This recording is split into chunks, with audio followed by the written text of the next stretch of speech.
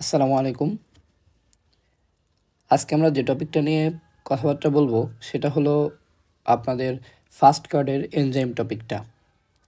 তো চলেন শুরু করা যাক। আউযুবিল্লাহি মিনাশ শাইতানির রাজিম। বিসমিল্লাহির রহমানির রহিম। রব্বি জিদনি ইলমা। আচ্ছা,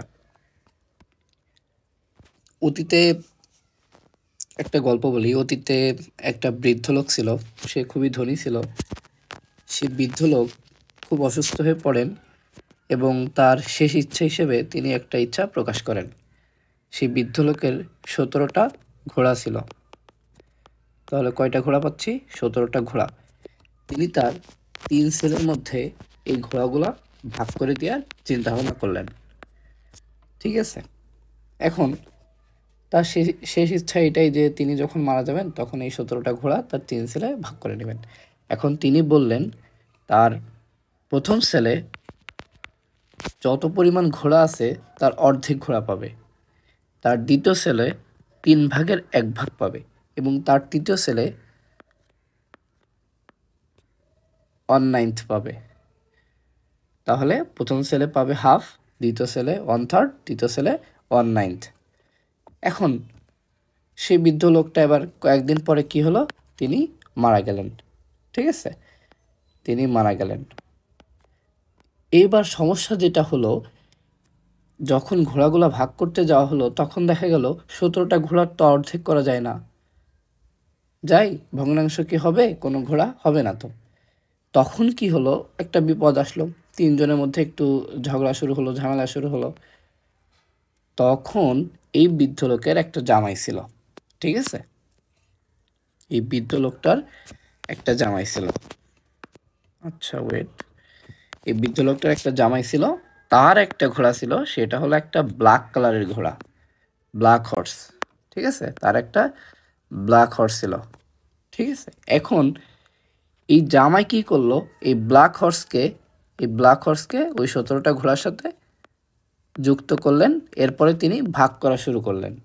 এখন টোটাল ঘোড়ার সংখ্যা কত হলো? 18টা। এখন প্রথম ছেলে কথা মতো কত পাবে?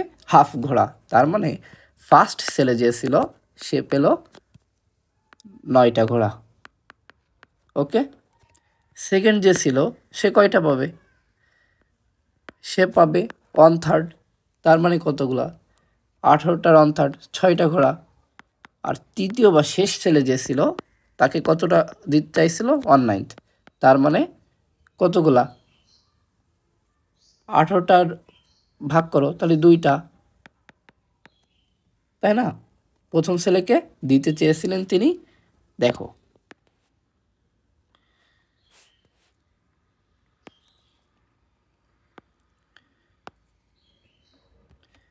প্রথম ছেলেকে দিতে চাইছিলেন হাফ সংখ্যক ঘোড়া, সে পেয়ে গেল। দ্বিতীয় ছেলেকে তিনি দিতে চাইছিলেন 1/3, সেও পেয়ে গেল।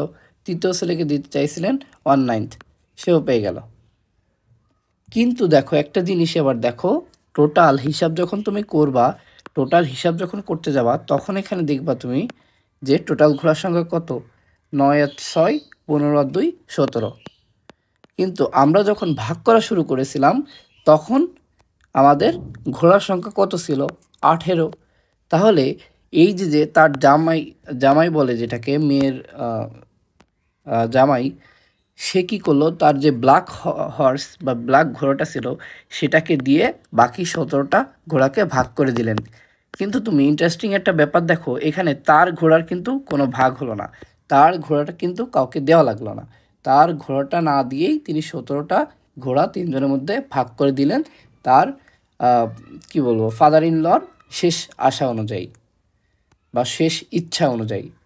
এইখানে এই যে ব্ল্যাক হর্সটা যে কাজ করলো, এইখানে জামাইয়ের যে একটা ঘোড়া যে কাজ করলো, এই ঘোড়ার কাজের মতোই ঠিক সেম কাজটাই করে আমাদের বায়োকেমিস্ট্রিতে বা বিভিন্ন কেমিক্যাল রিয়েকশনে এনজাইম। বোঝা গেছে?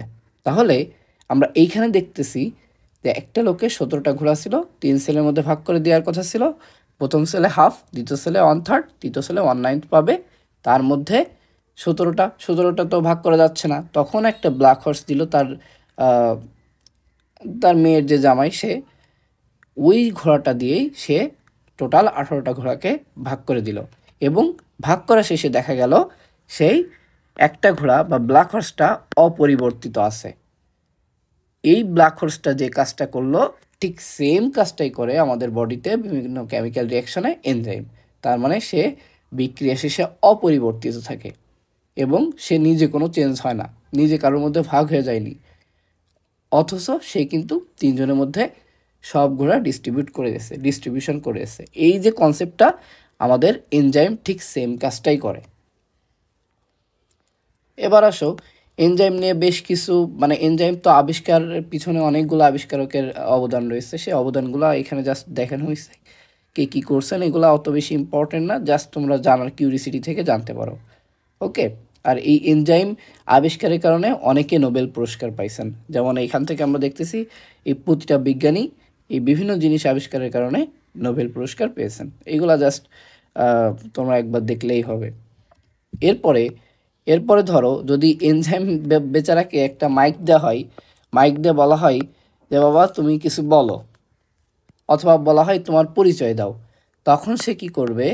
তখন সে এই কথাটাই বলবে। তো এনজাইম কি বললো? দ্য এনজাইম স্পিক্স কি করতেছে?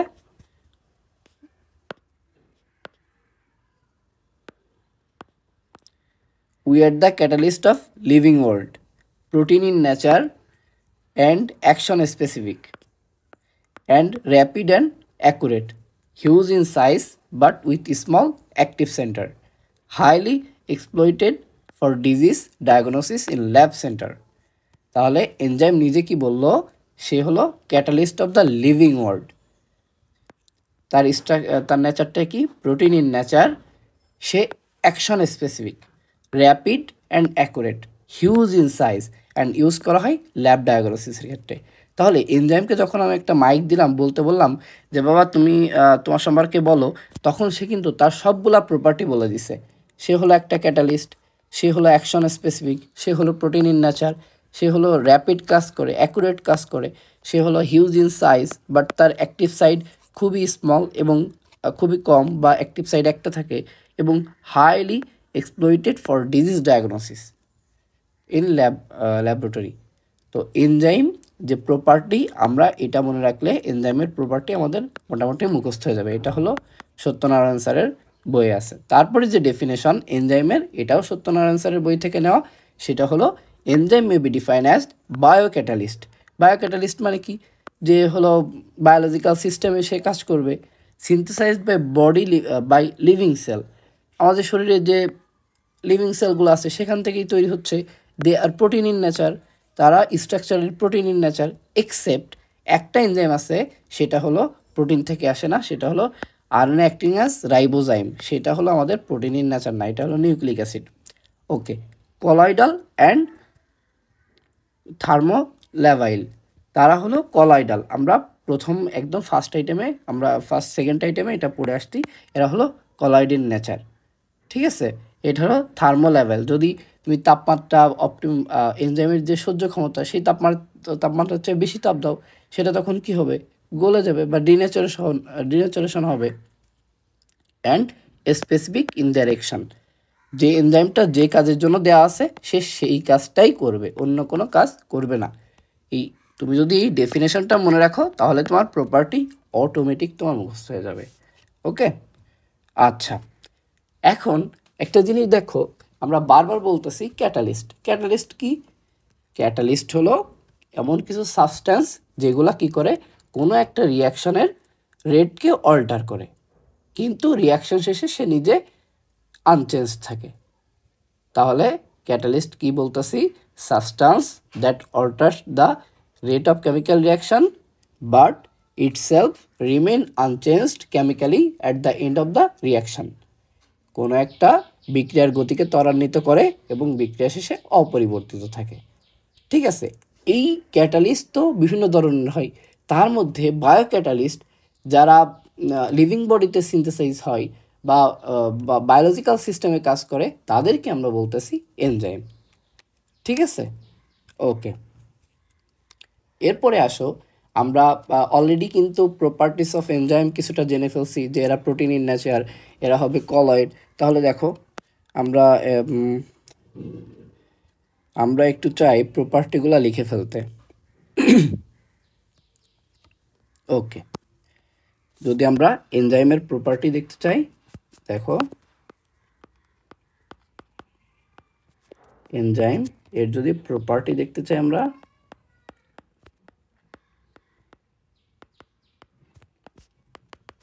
আচ্ছা ফার্স্টে কি বলছি আমরা, এটা হলো প্রোটিন ইন নেচার। ওকে, তাহলে এনজাইমগুলো কেমন হয়, প্রোটিন ইন নেচার, তার মানে অ্যামাইনো অ্যাসিড দিয়ে তৈরি হয়। ওকে, এক্সেপ্ট আমরা একটা ব্যতিক্রম দেখছি, সেটা হলো রাইবোজাইম। ওকে, 2 নম্বরে আমরা যেটা দেখলাম, এরা কি ক্রিস্টালয়েড না কলয়েড, অবশ্যই এরা কলয়েড। ওকে, তারপরে কি দেখলাম, এরা হলো ওয়াটার সলেবল।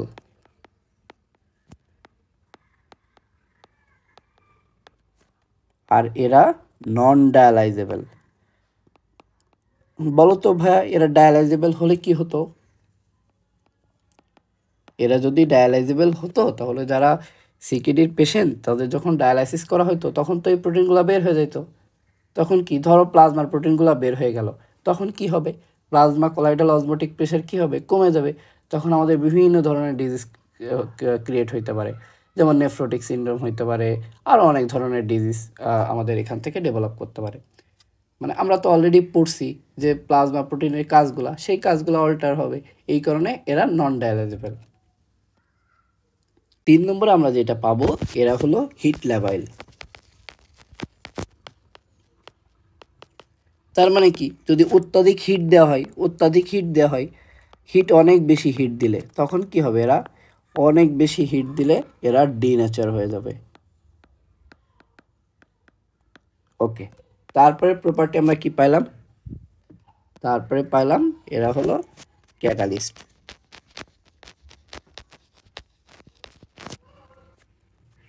এবং এর প্রতিটার ডেফিনিট আইসোইলেকট্রিক পিএইচ আছে, আমরা অলরেডি এটা বলে আসছি।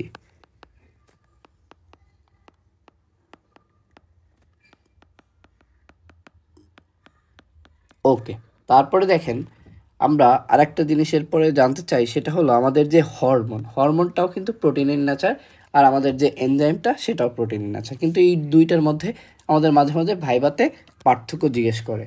তাহলে ভাইবাতে আমাদের জিজ্ঞেস করতে পারে, বলো তো বাবা এনজাইম আর হরমোনের পার্থক্য। এটা হলো, এনজাইমটা হলো অ্যাবসোলিউট প্রোটিনের নেচার, আর হরমোনের মধ্যে আমরা স্টেরয়েড পাইছি, তাহলে হরমোনের মধ্যে স্টেরয়েড থাকতে পারে, কিন্তু এনজাইমটা সোললি প্রোটিনের নেচার। এবং এটা হলো, এনজাইমটা কাজ করে যেখানে সে তৈরি হয় সেখানেই কাজ করে। আর হরমোনটা কি, ডিস্ট্যান্ট কোনো এলাকায়, যে তো ধরো তোমার পিটুইটারি গ্ল্যান্ডে তৈরি হয়েছে, এসে কাজ করতেছে থাইরয়েড গ্ল্যান্ডে, তো এরকম কাজ করতে পারে। তারপরে কি বলছে, do not go to the site of action via blood, এটা তো ব্লাডের মাধ্যমে প্রবাহিত হয়ই না, বাট হরমোনটা অবশ্যই হবে। এটা হলো ক্যাটালাইটিক অ্যাক্টিভিটি দেখাবে, এটা control system and regulatory activity, এই দুইটা কাজ হরমোন করে। এটা তুমি যখন এন্ডোক্রাইন পড়বা তখনও দেখতে পারবা, এই দুইটা কাজের উপর হরমোনগুলার কাজগুলো আমরা ব্যাখ্যা করি। ওকে, তারপরে তোমাদের যে জিনিসটা জানতে হয় সেটা হলো ক্যারেক্টারিস্টিক অফ এনজাইম অ্যাক্টিভিটি, এনজাইমের ক্যারেক্টারিস্টিক। এনজাইমটা কি, ধরো আমরা একটা জিনিস শিখি, সেটা বা একটা টার্ম, সেটাকে বলা হয় অ্যাক্টিভেশন এনার্জি। অ্যাক্টিভেশন, আচ্ছা আমরা এইখানে না লিখে আরেকটা পেজ নিই। ওকে, ধরো আমরা একটা টার্ম শিখি, তার নাম হলো অ্যাক্টিভেশন এনার্জি।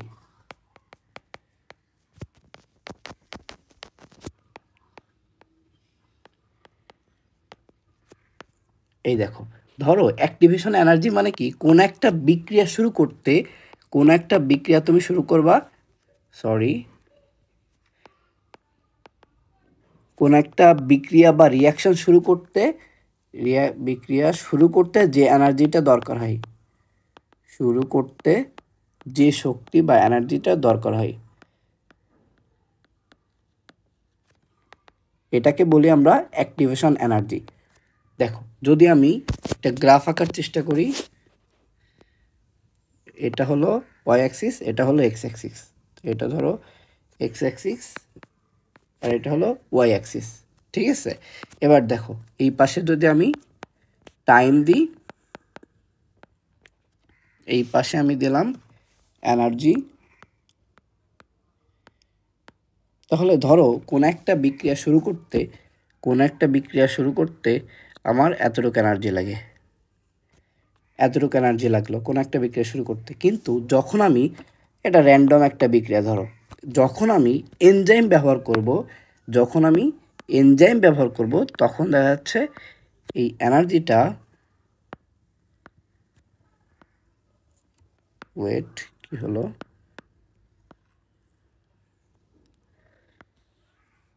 দেখো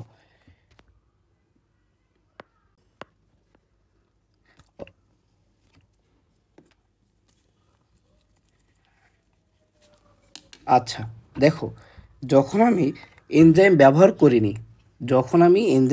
করিনি দেখো তখন আমার অ্যাক্টিভেশন এনার্জি কত লাগছে, আর যখন আমি এনজাইম ব্যবহার করছি তখন আমার অ্যাক্টিভেশন এনার্জি অনেক কম লাগছে। কিন্তু একটা জিনিস তোমার মাথায় রাখতে হবে, এই যে অ্যাক্টিভেশন এনার্জি বা একটা বিক্রিয়া শুরু করতে যে শক্তিটা লাগতেছে, এই শক্তিটা কিন্তু এনজাইম প্রোভাইড করতেছে না, এই শক্তিটা এনজাইম দিচ্ছে না, এই শক্তিটা অন্য কোনো সোর্স থেকে আসতেছে। বাট এই শক্তিটা কম যাতে খরচ হয় সেই কাজটা করতে পারে এনজাইম। তাহলে অ্যাক্টিভেশন এনার্জির যদি কথা বলো, তাহলে দেখো এনজাইম ছাড়া যদি কোনো একটা বিক্রিয়া শুরু হয় তখন কত বেশি অ্যাক্টিভেশন এনার্জি লাগে, আর যখন এনজাইম দিয়ে শুরু হচ্ছে তখন কত কম অ্যাক্টিভেশন এনার্জি লাগবে। তাহলে আমি এখান থেকে দুইটা কথা জানি, অ্যাক্টিভেশন এনার্জি এনজাইম কমায় দিতে পারে, আর আরেকটা কথা হলো এনজাইম কোনো বিক্রিয়া শুরু করে না, বাট বিক্রিয়ার গতি সে ত্বরান্বিত করে। দেখো ক্যারেক্টারিস্টিকের মধ্যে আমরা কি দেখছি। আচ্ছা দেখো তাহলে আমাদের যে এই এনজাইমটা কোনো বিক্রিয়া ইনিশিয়েট করে না, কিন্তু সে বিক্রিয়ার গতিটাকে ত্বরান্বিত করে। দেখো accelerate the rate of reaction 10⁶ to 10⁻11 times after initiating to reach the equilibrium quickly. Okay, তারপরে এটা হলো do not alter the extent of reaction, equilibrium constant, equilibrium যে কনস্ট্যান্ট হয় মানে সম্মুখমুখী বিক্রিয়ার হার পশ্চাৎমুখী বিক্রিয়ার হার, এইটাকে সে কমায় না, অল্টার করে না। এটা হলো হাই স্পেসিফিক রিয়াকশন স্পেসিফিক, তার মানে একটা স্পেসিফিক রিয়াকশনের জন্য ওই স্পেসিফিক এনজাইমটাই কাজ করে, একটা স্পেসিফিক সাবস্ট্রেটের উপর স্পেসিফিক এনজাইমটাই কাজ করবে, ঠিক আছে। তারপরে remain unchanged chemically in the overall process, যখন রিয়াকশনটা শেষ হয় সাবস্ট্রেট থেকে প্রোডাক্ট তৈরি হয় তখনও সে কী থাকে, তখনও সে কীভাবে থাকবে, আনচেঞ্জ থাকবে। ওকে, তারপরে effective in extremely small quantity and functionally independent of parent cell, সেটা হলো খুব কম পরিমাণে থাকে এবং ফাংশনালি সে ইন্ডিপেন্ডেন্ট থাকে। Okay, activity can be regulated by activation or inhibition বা সেলুলার নিড, যদি সেলের বেশি বেশি দরকার হয় এনজাইমের তখন বেশি বেশি কাজ করে, কম দরকার হলে কম কাজ করবে, সেটাই বলতেছে। এইগুলো হলো ক্যারেক্টারিস্টিক, এইগুলো তোমাদের ভাইভাতে ধরতে পারে বা আইটেমে ধরতে পারে। ওকে, তারপরে আসো এনজাইম স্পেসিফিসিটি। এই যে জিনিসটা আমি বলতেছিলাম, এনজাইম স্পেসিফিসিটি মানে হলো এনজাইমটা স্পেসিফিক সাবস্ট্রেটের উপরেই কাজ করবে বা স্পেসিফিক রিয়াকশনের উপরেই কাজ করবে, সেটাই হলো এনজাইম স্পেসিফিসিটি। এটা দুই টাইপের হয়, number 1 substrate specificity, number 2 reaction specificity. Substrate স্পেসিফিসিটিতে কি হয়, অ্যাবসোলিউট অ্যান্ড রিলেটিভ, দুই ধরনের আমরা পাইতে পারি। অ্যাবসোলিউটে কি হয়, একটা স্পেসিফিক এনজাইম একটা স্পেসিফিক সাবস্ট্রেটের উপরেই কাজ করবে, যেমন গ্লুকোজের উপর শুধুমাত্র তোমার গ্লুকোকাইনেস গ্লুকোজের উপর কাজ করবে। তবে এইখানে একটা মিসকনসেপশন আমাদের চলে আসে, সেই জিনিসটা হলো একটা এনজাইম একটা সাবস্ট্রেটের উপরে কাজ করবে, কিন্তু একটা সাবস্ট্রেটের উপরে একাধিক পরিমাণে এনজাইম কাজ করতে পারে। এই এনজাইমটা এই সাবস্ট্রেটের জন্য ফিক্সড, তবে এই সাবস্ট্রেটের উপর যে অন্য কোনো এনজাইম কাজ করতে পারবে না এমন কোনো কথা নেই। এটা হলো অ্যাবসোলুট। আর রিলেটিভ হলো, দেখো স্ট্রাকচারালি সিমিলার সাবস্ট্রেটের উপর এই এনজাইমটা কাজ করতে পারবে। যেমন ধরো এই যে আমরা ধরো একটা ট্রিপসিনের কথা যদি চিন্তা করি, ট্রিপসিন সেই ট্রিপসিন কি একটা প্রোটিওলাইটিক এনজাইম। এই প্রোটিওলাইটিক এনজাইম কিন্তু ডিফারেন্ট প্রোটিনের উপর কাজ করতে পারে। ধরো তারপরে হেক্সোস, দাঁড়া, ওকে, আমরা কি বললাম, হেক্সোকাইনেস। এই হেক্সোকাইনেসটা ডিফারেন্ট হেক্সোসের উপর কাজ করতে পারবে। ঠিক আছে, এটা হলো রিলেটিভ, মানে একই ধরনের স্ট্রাকচার থাকবে তখন তার উপর কাজ করতে পারবে। এটা হলো রিলেটিভ স্পেসিফিসিটি। আরেকটা আছে রিয়াকশান স্পেসিফিসিটি। একটা সাবস্টেট ডিফারেন্ট টাইপ অফ রিয়াকশানে যাইতে পারে, কিন্তু একটা এনজাইম ওই ওয়ান টাইপ অফ রিয়াকশান বা একটা রিয়াকশানে কাজ করে। তার মানে কি হয়, একটা সাবস্টেট, ধরো গ্লুকোজের কথা যদি চিন্তা করি, এই গ্লুকোজ কিন্তু তোমার কিসের পরে যাইতে পারে, তোমরা অলরেডি পড়ে আসছো, গ্লাইকোলাইসিসে যাইতে পারে, হলো। আবার এই গ্লুকোজটা তোমার আর একটা রিয়াকশন, ধরো ওয়েট আর একটু সহজ করে দিই, আচ্ছা, এই গ্লুকোজটা ধরো তোমার গ্লাইকোজেনেসিসেও যাইতে পারে। এখন একটা এনজাইমের কথা চিন্তা করো, সেই এনজাইমটা ধরো গ্লাইকোলাইসিসের একটা এনজাইম, যেমন হলো আমাদের ফার্স্টে গ্লুকোজ থেকে গ্লুকোজ 6 ফসফেট, এখানে কাজ করে কে, গ্লুকোকাইনেস। এই গ্লুকোকাইনেস শুধু গ্লাইকোলাইসিসেই ব্যবহার হবে, গ্লুকোনিওজেনেসিসে ব্যবহার হবে না। সেটাই বলতেছে যে একটা সাবস্ট্রেট বিভিন্ন ধরনের রিয়াকশনে যাইতে পারে, বাট একটা এনজাইম একটা রিয়াকশনের জন্যই ফিক্সড। ওকে, এটা হলো রিয়াকশন স্পেসিফিসিটি। আচ্ছা, আবার কিছু আমাদের প্রতিটা এনজাইম অ্যাক্টিভিটির জন্য কিছু অক্সিলারি সাবস্ট্রেট থাকা লাগে। এবার আমরা আর একটা কনসেপ্ট বুঝি, সেটা হলো, দেখো আমাদের যে প্রোটিন পার্ট, আমাদের যে এনজাইমগুলো আছে, এই এনজাইমগুলোর মধ্যে দুই রকম থাকতে পারে। কিছু থাকতে পারে সিম্পল প্রোটিন, ওকে, কিছু থাকবে আমাদের সিম্পল প্রোটিন, আবার কিছু থাকতে পারে কমপ্লেক্স। এই কমপ্লেক্স প্রোটিনগুলো যে, এর মধ্যে দুইটা পার্ট থাকে, একটা প্রোটিন পার্ট আর একটা হলো নন প্রোটিন পার্ট। ঠিক আছে, এই নন প্রোটিন পার্টগুলোকে আমরা বলি প্রোস্থেটিক গ্রুপ, প্রোস্থেটিক গ্রুপ। ওকে, এই নন প্রোটিন পার্ট যে প্রোস্থেটিক গ্রুপ, এগুলাকে আবার বলা যেতে পারে কোসাবস্ট্রেট বা কোএনজাইম, কোএনজাইম। ওকে, এখন এইখানে যে নন প্রোটিন পার্ট বা এই যে কোএনজাইমটা এখানে আছে আমাদের,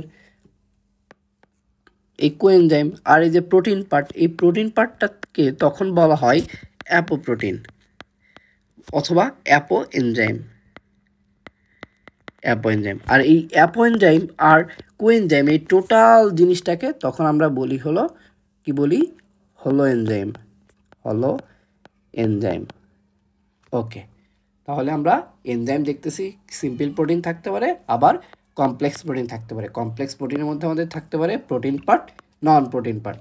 নন প্রোটিন পার্টের মধ্যে থাকতে পারে প্রোস্থেটিক গ্রুপ, যেগুলোকে আবার কোসাবস্ট্রেট অথবা কোএনজাইম বলা হয়, এবং এই প্রোটিন পার্টটা অফ কমপ্লেক্স প্রোটিন, এটাকে বলা হয় অ্যাপোএনজাইম, আর নন প্রোটিন পার্টটাকে বলা হয় কোএনজাইম। এই দুইটাকে আবার একত্রে আমরা বলি হলো এনজাইম। এখন দেখো ভাইয়া, এই যে হলো এনজাইমগুলো আছে, এই কোএনজাইমগুলো আছে, এই কোএনজাইমগুলো কোত্থেকে আসে, দুই রকম হইতে পারে। একটা হলো ভিটামিন, একটা হলো ভিটামিন ডেরাইভেটিভ, বা এটা আসতে পারে ভিটামিন থেকে, আচ্ছা ওয়েট, ওকে, কিছু আসতে পারে ভিটামিন থেকে, আবার কিছু আসতে পারে নন ভিটামিন কোএনজাইম। যেইগুলো আমাদের ভিটামিন থেকে আসে অ্যাকচুয়ালি, সেইগুলা আমাদের মোটামুটি এই চার্টটা আমাদের কি করতে হবে, মুখস্থ করতে হবে। তবে তোমরা পরপর সাজাবা, B1 থেকে শুরু করে B12 পর্যন্ত পরপর সাজাবা। যেমন B1-এ আমরা কি পাই, থায়ামিন, থায়ামিন কোএনজাইম কি, থায়ামিন পাইরোফসফেট। তারপরে আমরা B2 রিবোফ্লাভিন, আমরা কি পাই, flavin adenine dinucleotide, flavin mononucleotide. Okay, তারপরে তোমরা নিয়াসিন পাই, এনএডি এনএডিপি। তারপরে আমরা কি পাই, এই দেখো, এই যে প্যান্টোথেনিক অ্যাসিড, সেটা হলো কোএনজাইম এ। আবার তারপরে আমরা কি পাই, পাইরিডক্সিন, পাইরিডক্সাল ফসফেট।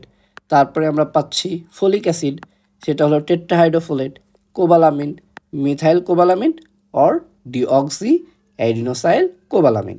আমরা এইগুলা মোটামুটি আমরা কোত্থেকে পাই, ভিটামিন বি কমপ্লেক্স থেকে এই কোএনজাইমগুলো পাই।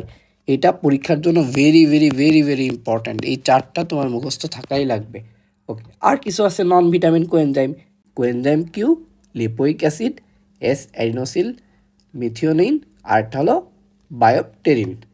ওকে, এই কোএনজাইম কিউকে আবার কি বলা হয়? ইউবিকুইনান। ওকে, এটা তো গেল অর্গানিক। আর যদি ইনঅর্গানিক কোএনজাইমের কথা বলি, আচ্ছা, যদি ইনঅর্গানিক কোএনজাইমের কথা বলি, ইনঅর্গানিক কোএনজাইমগুলো অ্যাকচুয়ালি আমাদের কি কোফ্যাক্টর। কোফ্যাক্টর কি? এই কোফ্যাক্টরটা হলো কিছু মেটালিক সাবস্টেন্স, যেটা হলো আমাদের কিছু এনজাইমের মধ্যে থাকে। যেমন ধরো কি বলতেছে, দেখো, cofactor are inorganic metallic ion which help in enzyme activity. Most of the cofactor remain loosely bound to the enzyme when the enzyme are called the metallic activated enzyme. কি কি আছে আমাদের? দেখো, জিঙ্ক, ম্যাগনেসিয়াম, কপার, আয়রন। এই উদাহরণগুলো তোমরা কিছু কিছু মুখস্থ রাখবা। যেমন জিঙ্ক কোথায় থাকে? Alkaline phosphatase, carbonic anhydrase. Magnesium কোথায় থাকে? Glucose 6 phosphatase, hexokinase. তারপরে হলো ফসফোফ্রুক্টোকাইনেজ আছে, ক্রিয়েটিন ফসফোকাইনেজ। কপার কই থেকে? Cytochrome oxidase. Iron cytochrome oxidase.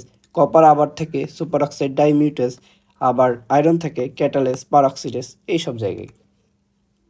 ওকে, এরপরে এরপরে যে জিনিসটা আমরা জানবো সেটা হলো, সেটাও খুবই ইন্টারেস্টিং একটা টপিক। সেটা হলো, ধরো আমরা একটা এনজাইম আঁকলাম। ধরো একটা এনজাইম আঁকার চেষ্টা করি। এই যে একটা এনজাইম আঁকলাম ধরো। আচ্ছা, যদিও খুব ভালো একটা হয়নি এনজাইমের ছবিটা।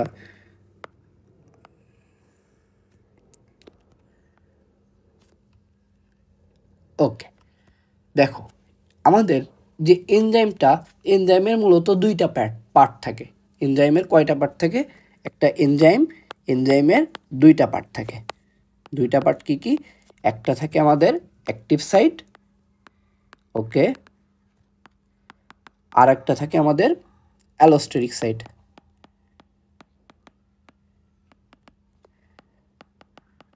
এবার ভাইয়া, অ্যাক্টিভ সাইট কি জিনিস?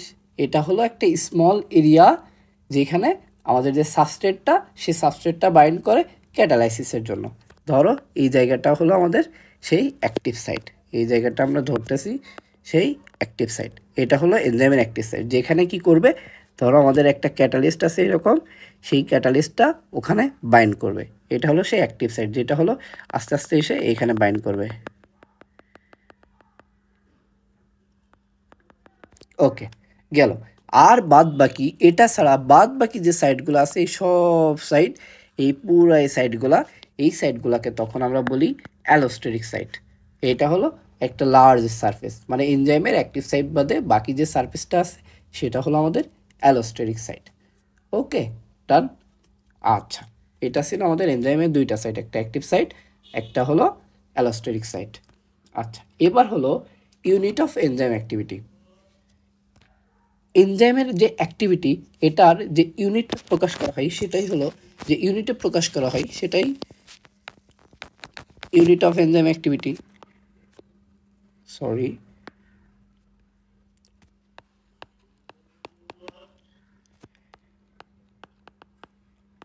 ওকে, নর্মালি এনজাইমের অ্যাক্টিভিটিকে ইন্টারন্যাশনাল ইউনিট দ্বারা প্রকাশ করা হয়, বা আইইউ, ইন্টারন্যাশনাল ইউনিট। এটা হলো এমন অ্যামাউন্ট অফ এনজাইম যেটা রিকোয়ার হয় 1 মাইক্রোমোল সাবস্ট্যান্স টু 1 মাইক্রোমোল অফ প্রোডাক্ট। ধরো 1 মাইক্রোমোল সাবস্ট্রেট থেকে 1 মাইক্রোমোল অফ প্রোডাক্ট তৈরি করতে যে পরিমাণ এনজাইম লাগে সেটাই হলো অন ইন্টারন্যাশনাল ইউনিট। ওকে, আচ্ছা, আবার এই অন ইন্টারন্যাশনাল যে ইউনিটটা আছে আমাদের, সেই অন ইন্টারন্যাশনাল ইউনিটকে প্রকাশ করা হয় 1 মাইক্রোমোল পার মিনিট, এটা দ্বারা। আচ্ছা, মানে প্রতি মিনিটে 1 মাইক্রোমোল সাবস্ট্রেট 1 মাইক্রোমোল প্রোডাক্টে পরিণত হতে যে পরিমাণ এনজাইম দরকার হয় সেটাকে আমরা বলি অন ইন্টারন্যাশনাল ইউনিট। আর একটা ইউনিট আছে সেটা হলো ক্যাটাল। এটা জাস্ট জেনে রাখো, আর একটা ইউনিট আছে সেটা হলো ক্যাটাল। এটাকে এভাবে প্রকাশ করা হয়। ধরো 1 ক্যাটাল, তাহলে এভাবে প্রকাশ করা হয় অন ক্যাট। 1 ক্যাটাল প্রকাশ করা হয় অন ক্যাট, এরকম দিয়ে। আচ্ছা, এটাও তুমি এভাবে বলতে পারো, 1 মোল সাবস্ট্রেটকে তুমি 1 মোল সাবস্ট্রেটকে কনভার্ট করবা 1 মোল প্রোডাক্টে, ঠিক আছে, প্রতি সেকেন্ডে। এটা কি, ওইটা ছিল পার মিনিট, এটা হলো পার সেকেন্ড। তাহলে 1 মোল সাবস্ট্রেটকে 1 মোল প্রোডাক্টে পরিণত করতে যে পরিমাণ এনজাইম লাগে সেটাকে বলা হয় অন ক্যাট বা অন ক্যাটাল। ওকে, এটা ছিল ইউনিট অফ এনজাইম। এখন আসো, এনজাইমকে আমরা মেইনলি দুইটা ভাবে প্রকাশ করি। এনজাইমকে কয়টা ভাগে প্রকাশ করা হয়? কয়টা ভাবে প্রকাশ করা হয়? দুইটা ভাগে। একটা হলো তার প্রস্তাবিত নাম বা রিকমেন্ডেড নেম, আরেকটা প্রকাশ করা হয় তার সিস্টেমিক নেম দিয়ে।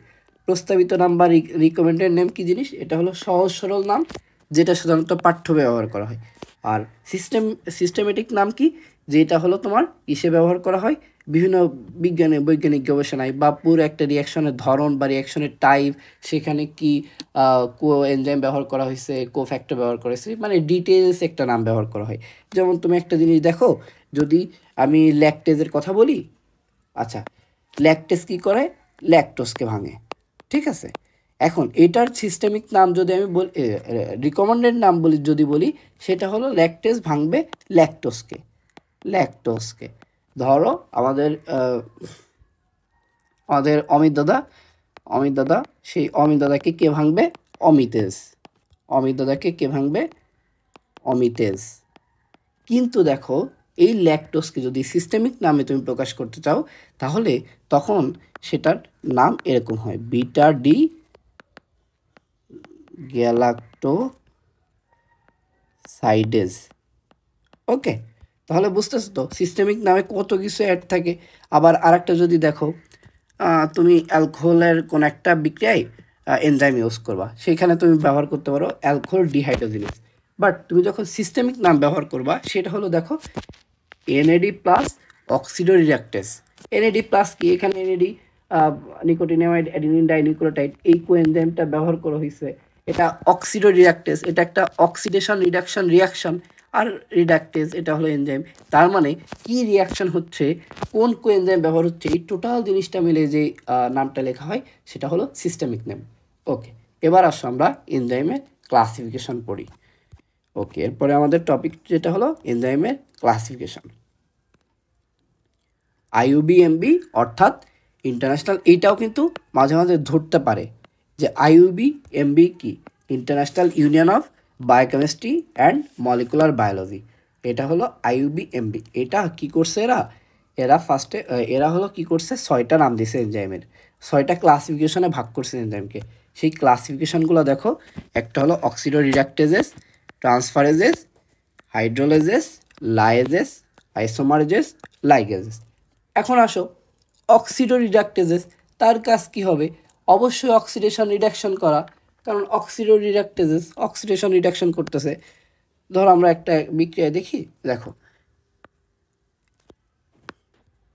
H2 ছিল, বি হয়ে গেছে, এখানে H2 প্লাস বি রিয়াক্ট করে এ প্লাস বি H2 তৈরি করছে। তার মানে কি, এর থেকে হাইড্রোজেন চলে গেছে, এর অক্সিডেশন হয়েছে, বি এটা গ্রহণ করছে, রিডাকশন হয়েছে। তার মানে কি, একই সাথে অক্সিডেশন রিডাকশন বিক্রিয়াটা হয়েছে। এটা হলো অক্সিডো রিডাকটেজেস এনজাইম। যেসব বিক্রিয়ায় পার্টিসিপেট করে সেগুলো হয় অক্সিডেশন রিয়াকশন। তার উদাহরণ এইরকম, যেমন ধরো অ্যালকোহল প্লাস এনএডি প্লাসকে যদি তুমি রিয়াক্ট করাও, সেটা তৈরি হয় aldehyde plus NADH plus H plus, অর্থাৎ এনএডিএইচ হাইড্রোজেন গ্রহণ করে রিডিউসড হয়, আর হলো অ্যালকোহল অক্সিডাইজড হয়ে অ্যালডিহাইড রূপান্তর করে। ওকে, আচ্ছা, কিছু এনজাইম আছে যেগুলো আমাদের মুখস্থ করা লাগবে এই গ্রুপের মধ্যে। যেমন এই গ্রুপে আছে ডিহাইড্রোজিনেজেস, অক্সিডেজেস, ডিহাইড্রোজিনেজেস, ডেজেস, অক্সিজিনেজেস, এরকম কিছু এনজাইম আমাদের মনে রাখতে লাগবে। এরপরে আসো ট্রান্সফারেজেস, জাস্ট ট্রান্সফার করবে। এ আর বি একটা কমপ্লেক্স ছিল, তার সাথে বি রিয়াক্ট করে এ আলাদা হয়ে গেল, বি আর আর আর একটা কমপ্লেক্স তৈরি হলো। হেক্সোজের সাথে এটিপি রিয়াক্ট করে হেক্সো 6 ফসফেট তৈরি করলো, আর সাথে এডিপি মানে ফসফেট এ নিয়ে নিল। আচ্ছা, জাস্ট ট্রান্সফার হলো একটা গ্রুপ। তারপরে কি, এর মধ্যে যে উদাহরণগুলো সেগুলো আমাদের জানা লাগবে। যেমন দেখো হেক্সোকাইনেস, এর একটা উদাহরণ হলো আচ্ছা আচ্ছা, এর কিছু উদাহরণ আমাদের মনে রাখতে হবে, দুইটা উদাহরণ মেনলি মনে রাখতে হবে। সেটা হলো ট্রান্সফারেজেস, তো এটার দুটো উদাহরণ, সেটা হলো এএলটি, আরটা হলো এএসটি, অর্থাৎ alanine amino transferases, aspartate amino ট্রান্সফারেজেস। এই দুইটা উদাহরণ আমাদের ট্রান্সফারেজের ক্ষেত্রে মনে রাখতে লাগবে। এবার আসো হাইড্রোলেজেস, হাইড্রোলাইসিস করবে, ক্লিভেজ করবে। আচ্ছা, এইখানে কোনো একটা জিনিস মনে রাখবা, এইখানে কোনো কোএনজাইম দরকার হয় না। এই হাইড্রোলাইসিস এই রিয়াকশনে কোনো কোএনজাইম দরকার হয় না। যেমন অ্যাসিটাইল কোলিনের সাথে ওয়াটার বিক্রিয়া করে কোলিন আর অ্যাসিটেট, জাস্ট হাইড্রোলাইসিস হয়েছে অ্যাসিটাইল কোলিনের। আচ্ছা, এইখানে যে উদাহরণগুলো সেগুলো নর্মাল যে আমাদের ডাইজেস্টিভ এনজাইম না, এইগুলাই, যেমন ল্যাকটেজ, সুক্রেজ, লাইপেজ, অ্যামাইলেজ, এইগুলো হলো আমাদের হাইড্রোলাইসিস। তারপরে আসো লাইজেস। লাইজেস কি করে?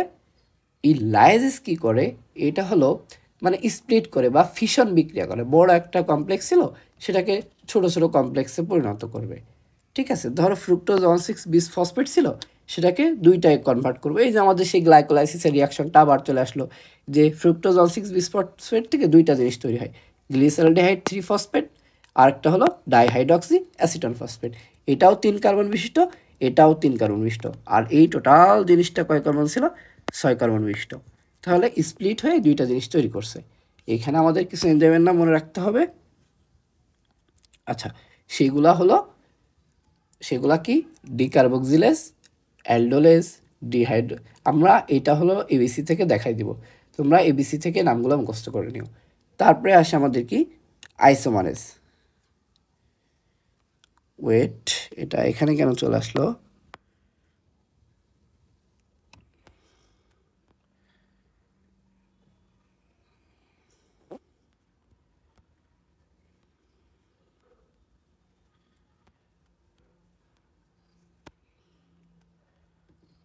অপেক্ষা করো বাবা।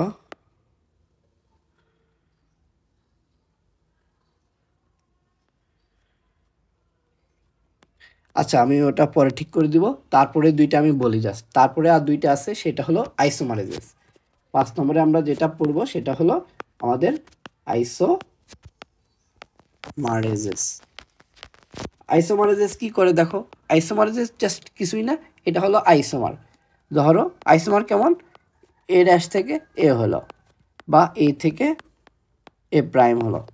মানে কি, এইখানে জাস্ট কি হচ্ছে? আইসোমারাইজেশন হচ্ছে, মানে ফর্মেশন অফ আইসোমার। পার্টিকুলার একটা সাবস্ট্রেটের আইসোমার ফর্ম করা হয়। এখানে এনজাইম কী কী থাকতে পারে? আইসোমারেজেস, এপিমারেজেস, মিউটেজ, রেসিমেজ। ওকে, আর একটা হলো লাইগেজেস।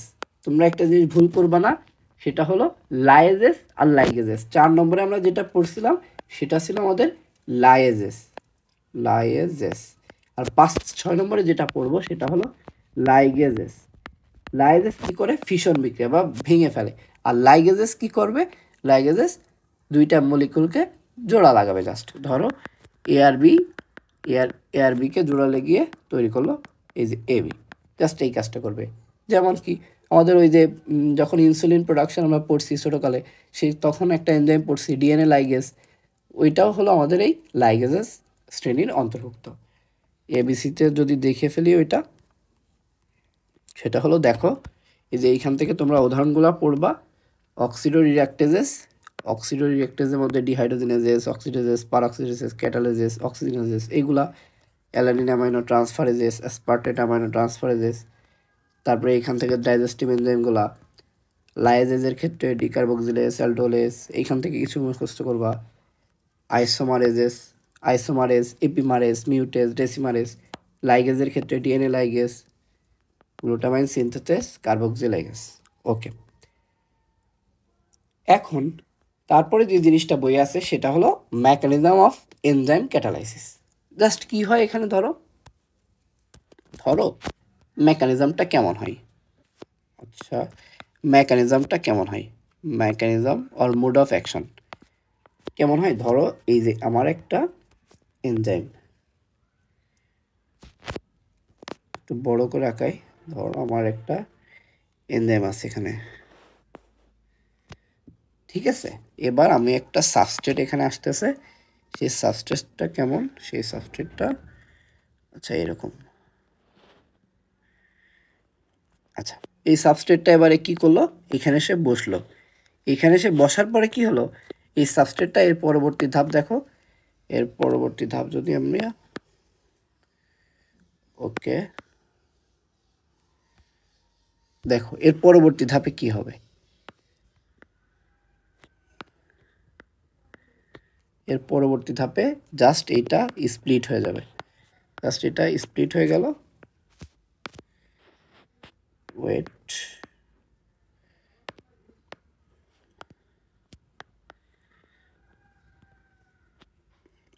এই দুইটা জিনিস তৈরি হলো।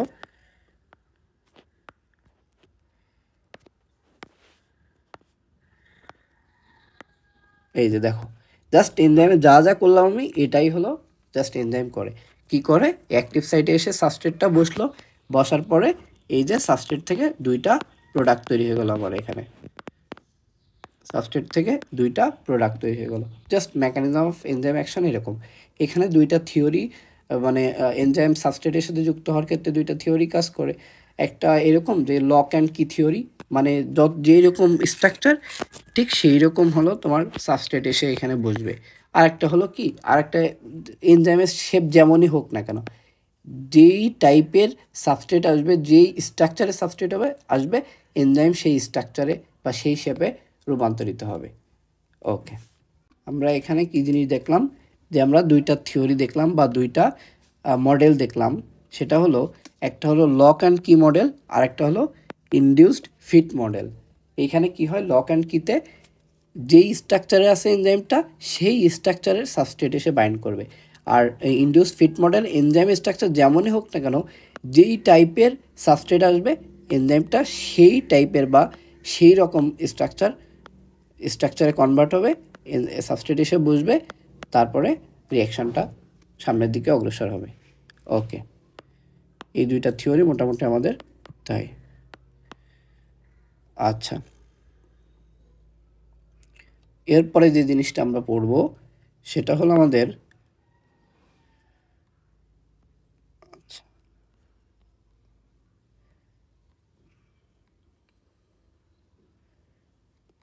ওকে, এরপরে যেটা আমরা পড়ব সেটা দেখি। আচ্ছা,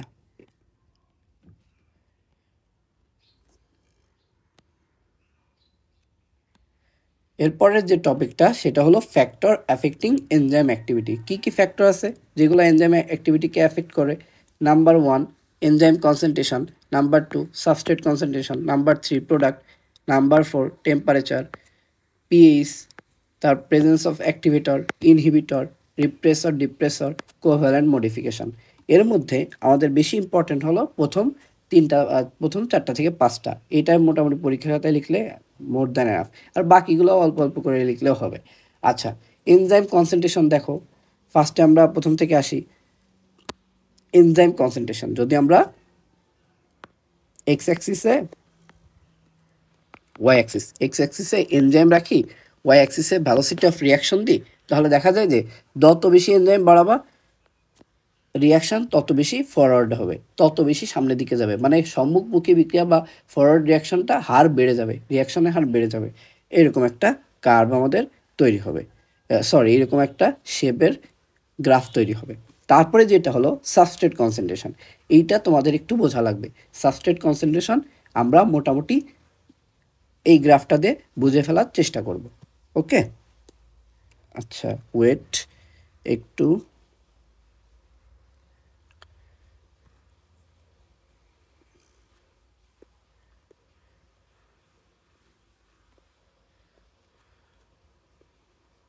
ওকে, এরপর আমরা যেটা দেখব সেটা হলো সাবস্ট্রেট কনসেন্ট্রেশন। ধরো ফার্স্ট আমাদের এই গ্রাফে এই যে আমাদের একটা গ্রাফ, ঠিক আছে, এই গ্রাফে প্রথমে দেখো এ পয়েন্টটার দিকে তাকাও, এখানে আমাদের এনজাইম, এই যে কার্ভগুলা, এই হলুদ কালারের এইগুলা ছিল আমাদের এনজাইম, আর লাল কালারের যেগুলা এইগুলা হলো আমাদের সাবস্ট্রেট। এখন দেখো এখানে এনজাইম কতগুলো আছে, 6টা, সাবস্ট্রেট কত আছে, 2টা।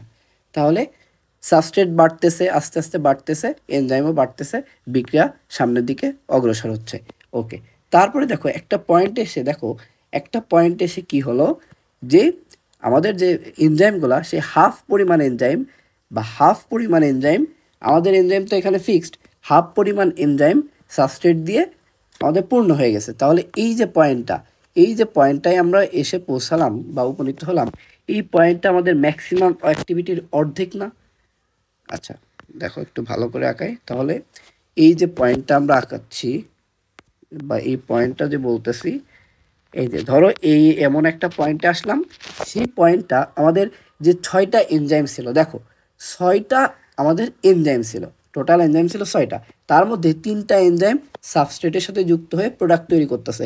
তার মানে কি যে ম্যাক্সিমাম অ্যাক্টিভিটি পাওয়ার কথা ছিল, টোটাল 6টা থেকে যা পাবো তাহলে 3টা থেকে তার অর্ধেক অ্যাক্টিভিটি পাবো। তাহলে এটা হলো আমাদের হাফ ম্যাক্সিমাম অ্যাক্টিভিটি। তাহলে এটা হলো আমাদের হাফ ম্যাক্সিমাম অ্যাক্টিভিটি, ঠিক আছে। আর তারপরে 6টাই যখন আমাদের পূর্ণ হয়ে গেল, সেই জায়গা থেকে আমাদের এই গ্রাফটা সামনের দিকে যাচ্ছে না, এই গ্রাফটা মানে স্ট্যাটিক বা প্লাটো অবস্থায় চলে আসছে, প্লাটো অবস্থায় আমাদের এখানে চলে আসছে। তার মানে কি, তার মানে হলো আমাদের যতগুলো এনজাইম ছিল সব এনজাইমগুলো এখানে কভার হয়ে গেছে। এটা যখন প্রোডাক্ট তৈরি করবে তারপরে এইখান থেকে বের হয়ে যাবে, তারপরে আবার আর একটা সাবস্ট্রেট কে নেবে, তখন আবার সামনের দিকে যাবে, মানে এইখানে এসে একটা সাম্য অবস্থায় চলে আসছে। সাবস্ট্রেটের কনসেন্ট্রেশন যতই পরিমাণ বাড়ুক না কেন, সাবস্ট্রেটের কনসেন্ট্রেশন যতই বাড়ুক তত তো লাভ হবে না, আমাদের এনজাইম তো ফিক্সড। তার মানে 6টা এনজাইম ম্যাক্সিমাম অ্যাক্টিভিটি এখানে শো করতেছে এবং এখান থেকে আমাদের গ্রাফটা প্লাটো অবস্থায় যাচ্ছে বা গ্রাফটা এখানে প্লাটো অবস্থায় আছে। তো এইখানে আমরা পাবো তাহলে যে অ্যাক্টিভিটি সেটা হলো ম্যাক্সিমাম অ্যাক্টিভিটি বা ম্যাক্সিমাম ভ্যালোসিটি। এটা হলো আমাদের সাবস্টেন্স কনসেন্ট্রেশন, এটা হলো আমাদের কিসের কনসেন্ট্রেশন, আমাদের যে কনসেন্ট্রেশন না সরি, এটা হলো ভ্যালোসিটি। ওকে, এখন এইখানে আরেকটা জিনিস আমাদের জানা লাগে, দেখো যে পরিমাণে সাবস্ট্রেট, দেখো এটা খুবই ইম্পর্টেন্ট, যে পরিমাণ সাবস্ট্রেট বা যে কনসেন্ট্রেশনের সাবস্ট্রেট দিলে অ্যাক্টিভিটি হাফ ম্যাক্সিমাম হয়, দেখো যে পরিমাণ কনসেন্ট্রেশনে, আমাদের কনসেন্ট্রেশনে, ওয়েট এক মিনিট, যে পরিমাণ সাবস্ট্রেটের কনসেন্ট্রেশনে আমাদের অ্যাক্টিভিটি হাফ ম্যাক্সিমাম হচ্ছে, যে পরিমাণ সাবস্ট্রেটের কনসেন্ট্রেশনে, সেটাকে আমরা বলি মিখাইলিস কনস্ট্যান্ট। সেটাকে আমরা কি বলি? মিখাইলিস কনস্ট্যান্ট। ওকে, তাহলে মিখাইলিস কনস্ট্যান্ট জিনিসটা কি? আচ্ছা, মিখাইলিস কনস্ট্যান্ট হলো যে পরিমাণ সাবস্ট্রেটের যে পরিমাণ কনসেন্ট্রেশনে ভিম্যাক্সের হাফ অ্যাক্টিভিটি পাওয়া যায়, সেটা হলো মিখাইলিস কনস্ট্যান্ট।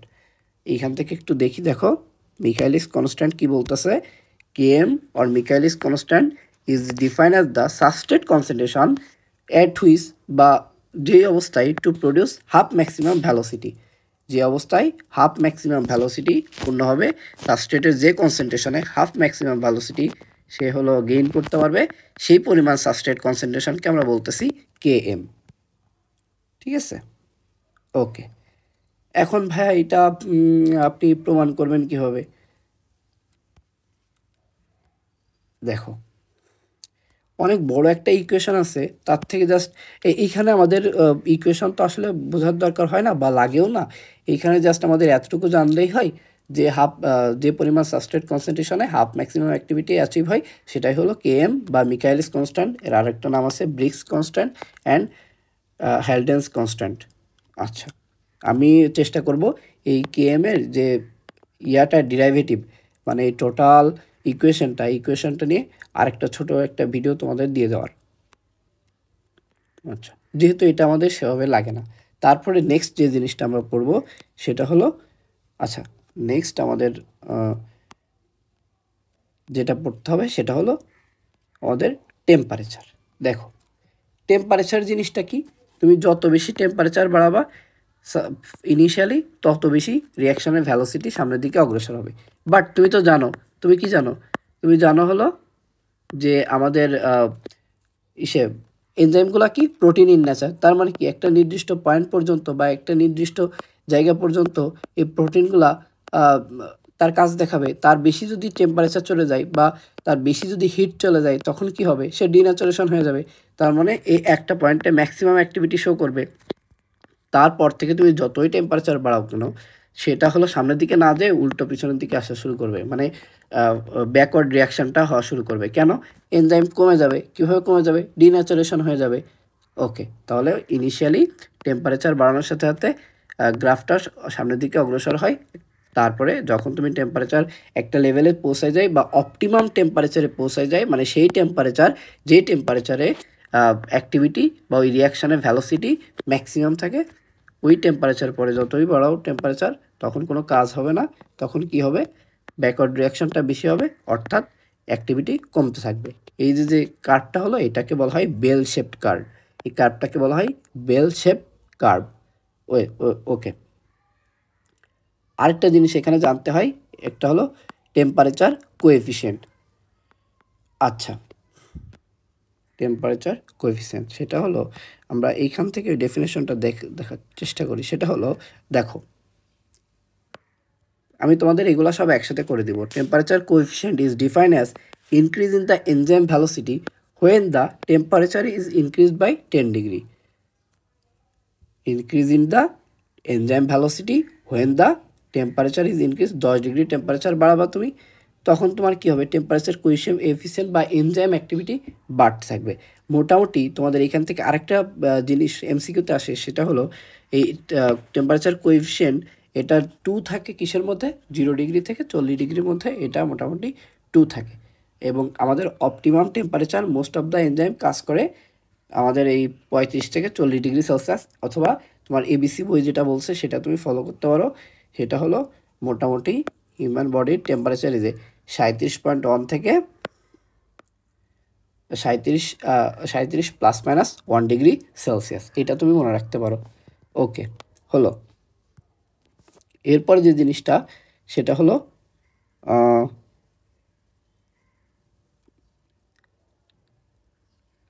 এটা তো বলা হয়নি যে টেম্পারেচার কোএফিসিয়েন্ট আসলে কি হয় এখানে।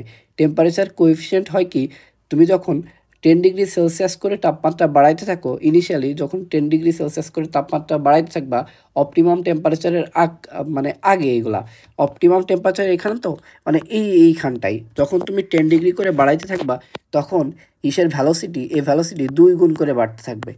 ধরো প্রথমে ছিল টেম্পারেচার তোমার ছিল 20, তোমার এনজাইমে প্রথম টেম্পারেচার ছিল 20, তোমার এনজাইমের ভ্যালোসিটি ছিল ধরো 2, তুমি টেম্পারেচার বাড়াইলা 30, তোমার এনজাইমের ভ্যালোসিটি হয়ে যাবে 4, মানে 10 ডিগ্রি করে বাড়ানোর সাথে সাথে তোমার যে রিয়াকশান ভ্যালোসিটি সেটাও দ্বিগুণ করে বাড়তে থাকে। ওকে, এরপরে পিএসির ক্ষেত্রে একই কথা প্রযোজ্য, অপটিমাম পিএইচের আগ পর্যন্ত। তাহলে অপটিমাম পিএইচ কী ভাই? যে পিএইচে এনজাইম ম্যাক্সিমাম অ্যাক্টিভিটি শো করে সেটা হলো অপটিমাম পিএইচ। তো অপটিমাম পিএইচের আগ পর্যন্ত তুমি যত পিএইচ বাড়াবা তত হলো তোমার ভ্যালোসিটি বাড়তে থাকবে বা অ্যাক্টিভিটি সামনের দিকে অগ্রসর হইতে থাকবে। ওকে, একটা পর্যায়ে যদি পিএইচ বাড়াইতেই থাকো তখন কী হবে? ডিন্যাচারেশন হয়ে যাবে প্রোটিনের, অর্থাৎ এনজাইমের, তখন তো আর কাজ তুমি ঠিকভাবে পাবা না, তখন আস্তে আস্তে অ্যাক্টিভিটি কমতে থাকবে। এটাও একটা বেল শেপ কার্ভ দেখায়। সাবস্ট্রেট কনসেন্ট্রেশন বলা হয়ে গেছে, এরপরে হলো এনজাইম কনসেন্ট্রেশন। এনজাইম কনসেন্ট্রেশন তো বলা হয়ে গেছে। প্রোডাক্ট যখন বেড়ে যাবে, তখন ধরো তুমি একটা উভমুখী বিক্রিয়া, প্রোডাক্টের পরিমাণ, এটা সাবস্ট্রেট প্রোডাক্টের পরিমাণ বেড়ে গেলে কি হয়? পশ্চাৎমুখী বিক্রিয়া হয়, অর্থাৎ ব্যাকওয়ার্ড রিয়াকশান হয়। তাহলে প্রোডাক্টের পরিমাণ বেড়ে গেলে এনজাইমের অ্যাক্টিভিটিও কিন্তু আস্তে আস্তে কমে যায়। ওকে, এরপরে যে জিনিসটা আমরা শিখবো সেটা হলো inhibition of enzyme activity. Enzyme activity 3 রকম হইতে পারে, ইনহিবিশন 3 রকম হইতে পারে, ঠিক আছে? ওকে, তাহলে আমরা এখানে ধরো একটা পেজ নিয়ে বোঝাই। ওকে, ধরো এই যে একটা এনজাইমের অ্যাক্টিভিটি 3 প্রকার, তো তোমাকে 3টা ছবি আঁকাইতে হয়। তাহলে ধরো এই যে একটা এনজাইম, এই এনজাইমটার আচ্ছা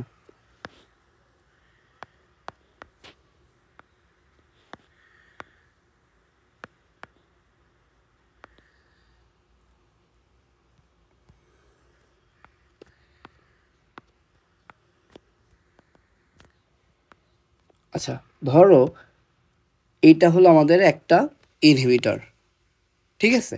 এইটা হলো আমাদের একটা সাবস্ট্রেট, এটা হলো আমাদের একটা সাবস্ট্রেট। এখন কম্পিটিটিভ ইনহিবিশনে কি হয়, কম্পিটিটিভ ইনহিবিশনে এই সাবস্ট্রেট, এই দেখো এটা হলো আমাদের অ্যাক্টিভ সাইট ধরো, আর এটা অ্যালোস্টেরিক সাইট বা অ্যাক্টিভ সাইট বাদে অন্যান্য সাইটের একটা অংশ। আচ্ছা, এখন এইখানে আমাদের কি হয়, এইখানে হয় এই এনজাইমটা ওয়েট হয় এই সাবস্ট্রেটটা, আমাদের এখানে যে সাবস্ট্রেটটা আছে এই সাবস্ট্রেটটা এসে এখানে বসবে, অথবা আমাদের ইনহিবিটরটা আছে ইনহিবিটরটা এখানে এসে বসবে। এই দুইজনের মধ্যে তখন কম্পিটিশন হয়, এটাই এখানে হলো আমাদের হয় কম্পিটিটিভ ইনহিবিশন।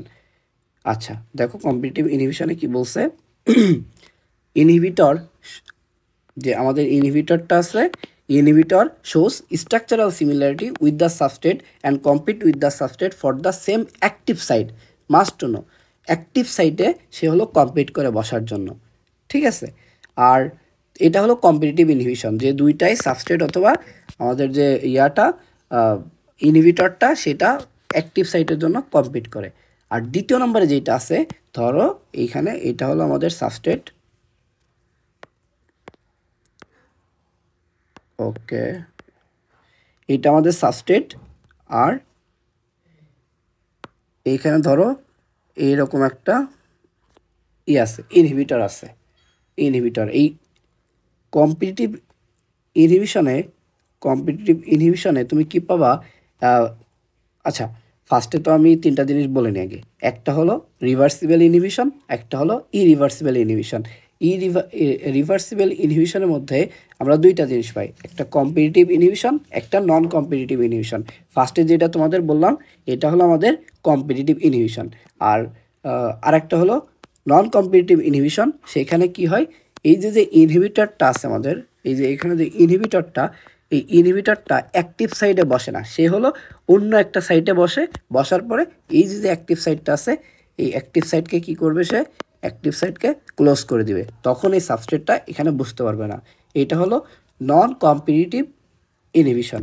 এখন এই যে ধরো এখানে বসলো, এই যে আমাদের যে ইয়াটা ছিল, ইনহিবিটরটা ছিল, ইনহিবিটরটা অ্যাক্টিভ সাইটে বসলো, অ্যাক্টিভ সাইটে বসার পরে এই যে আমাদের যে অ্যাকচুয়াল যে সাবস্ট্রেটটা ছিল, সাবস্ট্রেটটা ওখানে বসতে পারলো না, সাবস্ট্রেটটা ওখানে বসতে পারলো না,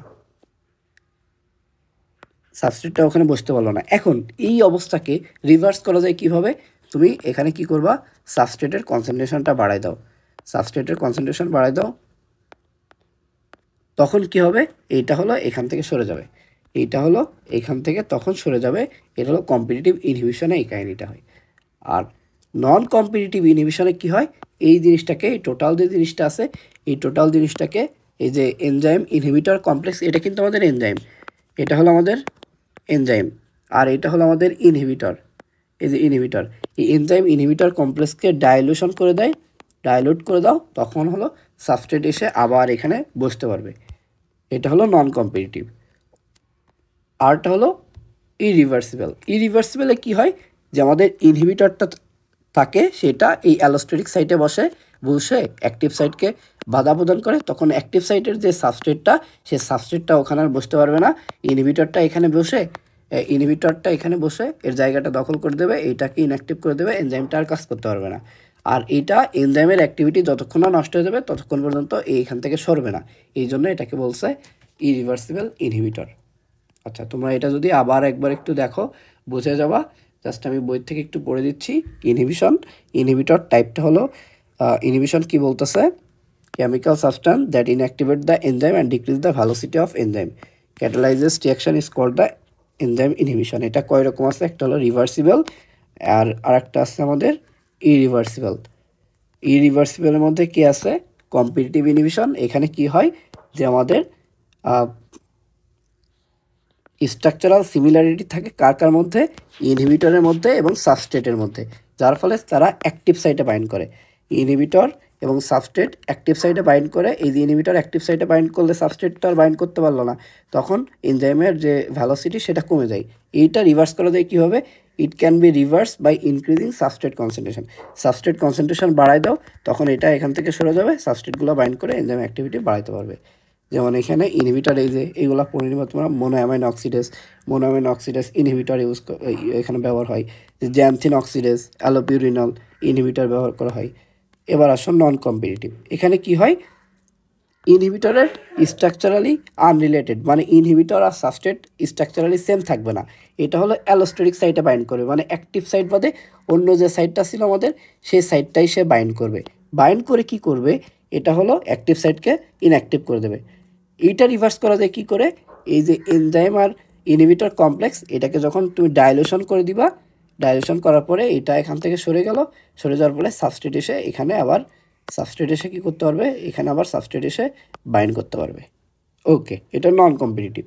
আর ইরিভার্সিবলে কি হয়, ইরিভার্সিবলে দেখো কি বলছে, inhibitor has no structural similarity with the substrate and binds with the enzyme at allosteric site to an inactivate enzyme.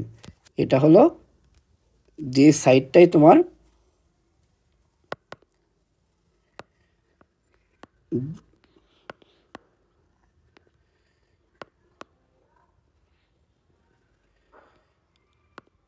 Okay active site বাদে সে অন্য একটা সাইট অ্যালোস্টেরিক সাইটে এসে বাইন্ড করছে, অ্যাক্টিভ সাইটকে ব্লক করে দিয়েছে। এই জিনিসটাকে আমরা ইরিভার্সিবল, এই জিনিসটাকে আমরা রিভার্সিবল করতে পারি না। তখনই করতে পারবো যখন এনজাইমের অ্যাক্টিভিটি নষ্ট হয়ে যাবে বা এনজাইমটার কার্যক্ষমতা নষ্ট হয়ে যাবে, তখনই কেবল they can remove from enzyme only with the loss of enzyme activity.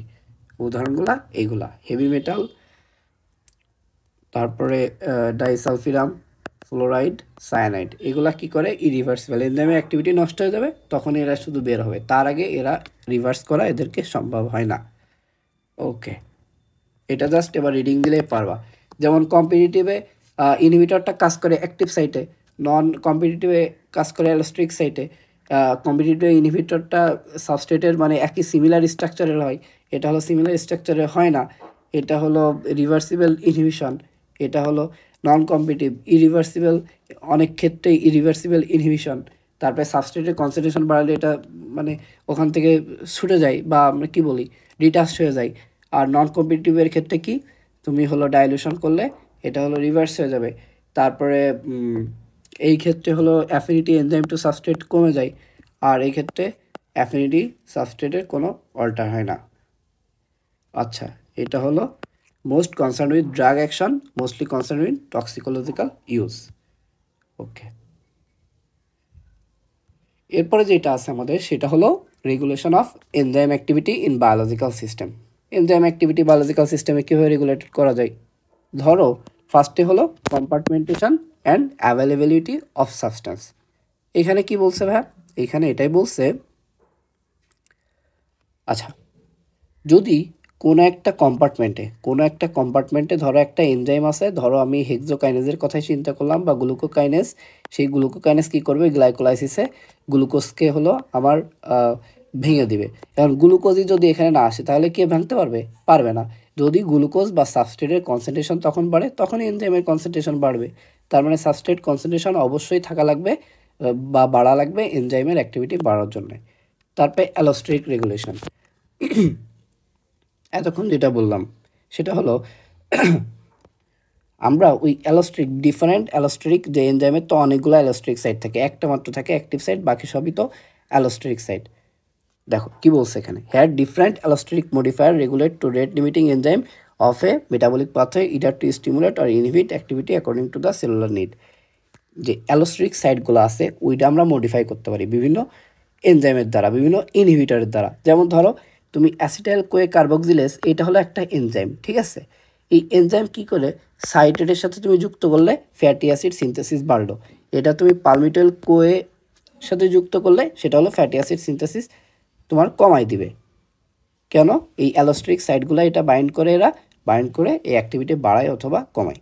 এরপরে আছে কোভ্যালেন্ট মডিফিকেশন। কোভ্যালেন্ট মডিফিকেশনে বেশিরভাগ ক্ষেত্রে ফসফোরাইলেশন হয়, মানে ফসফেট গ্রুপ অ্যাড হয়।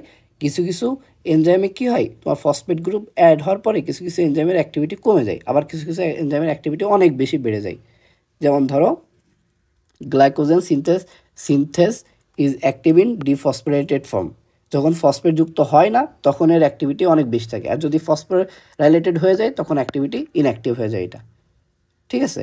গ্লাইকোজেন ফসফোরাইলেজ এটা অ্যাক্টিভ হয় কখন, যখন ফসফোরাইলেটেড ফর্মে যায় বা ফসফোরাইলেশন হয়, কিন্তু ডিফসফোরাইলেটেড ফর্মে যখন থাকে তখন এ ইনঅ্যাক্টিভ হয়ে যায়। তার মানে কি, তুমি ফসফোরাইলেশন একটা এনজাইমকে যদি ফসফোরাইলেট করো, ফসফেট গ্রুপ অ্যাড করো, তাহলে কিছু কিছু এনজাইমের অ্যাক্টিভিটি বাড়বে, আর যদি ফসফেট বের করে দাও কমে যাবে। আবার কিছু কিছু ক্ষেত্রে যদি তুমি অ্যাড করো তাহলে কমে যাবে, বের করে দিলে বেড়ে যাবে, সেটাই বলতেছে। তারপরে ইন্ডাকশন অর সাপ্রেশন। দেখো, কিছু কিছু জিনিসের প্রভাবে কিছু কিছু এনজাইম তৈরি হয়। যেমন ধরো আমরা খাবার খাই, খাবার খাওয়ার পরে ব্লাডে তো গ্লুকোজ যায়, ইনসুলিন আসে, এবার ইনসুলিন কি করে, এই গ্লুকোজকে ভাঙার যে এনজাইমগুলা সেগুলাকে বাড়ায় দেয়। আবার গ্লুকোজ আমাদের যেহেতু ব্লাডে চলে আসছে, আমাদের গ্লুকোনিওজেনেসিস বা নতুন যে গ্লুকোজ তৈরি সেটা তো দরকার নেই, তাহলে গ্লুকোনিওজেনেসিসের যে এনজাইম, সেই এনজাইমগুলা তৈরি হওয়াকে সে কমাই দেবে। দেখো, সেটাই বলতেছে। Synthesis of enzyme is regulated to regulate their activity. When there is no need of enzyme activity their synthesis is replace. যখন এনজাইম লাগবে না তখন রিপ্লেস করে দেবে। যেমন দেখো, following meal insulin induced enzyme for glucose oxidation. Glucose অক্সিডেশনের জন্য যে এনজাইমগুলো, সেগুলোর অ্যাক্টিভিটি সে বাড়াই দেবে, কিন্তু এই যে গ্লুকোজ তৈরির যে এনজাইমগুলো গ্লুকোনিওজেনেসিসের মাধ্যমে, সেই এনজাইমগুলোর অ্যাক্টিভিটি সে কমাই দেবে। এটা হলো ইন্ডাকশন আর রিপ্রেশন অফ এনজাইম। এবার ফিডব্যাক মেকানিজম। ধরো, কোলেস্ট্রল তৈরি হওয়ার জন্য আমাদের rate limiting enzyme HMG CoA reductase. Rate limiting enzyme মানে যে এনজাইম ছাড়া মানে ওই বিক্রিয়াটা হবেই না, ওই বিক্রিয়া হওয়ার জন্য এনজাইম মাস্ট লাগবেই, মানে ওই এনজাইম ছাড়া ওই বিক্রিয়াটা হবেই না। তাহলে যখন কোলেস্ট্রল তৈরিতে এরকম একটা এনজাইম, সেটা হলো এইচএমজি কোয়ে রিডাক্টেজ। এখন কোলেস্ট্রল ধরো অনেক পরিমাণে তৈরি হয়েছে, তখন তো আর তৈরি হওয়ার দরকার নেই, তখন কি করে, ওই কোলেস্ট্রলই ওই এইচএমজি কোয়ে রিডাক্টেজকে তোমার সাপ্রেস করে বা ইনহিবিটরি একটা স্টিমুলাস দেয়, আমাদের নেগেটিভ ফিডব্যাকের মতো। এই জন্য বলতেছে ফিডব্যাক ইনহিবিশন। কোলেস্ট্রল তৈরি হয়ে গেল বেশি বেশি, তখন এইচএমজি কোয়ে রিডাক্টেজ যেটা কোলেস্ট্রল তৈরি করে সেটাকে কি করতেছে, সে ইনহিবিট করে দিচ্ছে। আচ্ছা, আরেকটা আছে অ্যাক্টিভেশন আর inhibition. Most of the proteolytic enzyme, যেটা আমাদের আমাদের যে গাটে রিলিজ হয় যেসব এনজাইম, সেগুলা কি হয়, সেগুলা জাইমোজেন হিসেবে রিলিজ হয়, মানে সেগুলা ইনঅ্যাক্টিভ ফর্মে রিলিজ হয়। তোমরা অলরেডি পড়ছো, যেমন ট্রিপসিন কাইমোট্রিপসিন রূপে রিলিজ হয়। এখন এখন কি তুমি এটা মডিফাই করে কাইমোট্রিপসিনকে ট্রিপসিনে কনভার্ট করে কি করতে পারো, ট্রিপসিনে কনভার্ট করে তুমি তাকে ইউজ করতে পারো। এটাই বলতেছে, অ্যাক্টিভ করতে পারো, আবার কোনো এনজাইম ইনঅ্যাক্টিভ করতে পারো, তার মাধ্যমে এনজাইমের অ্যাক্টিভিটি তুমি রেগুলেট করতে পারো।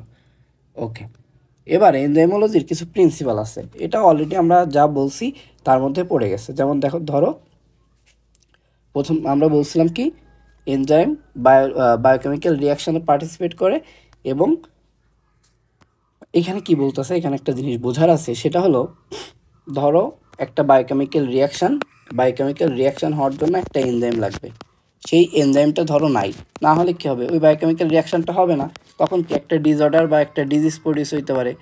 ঠিক আছে,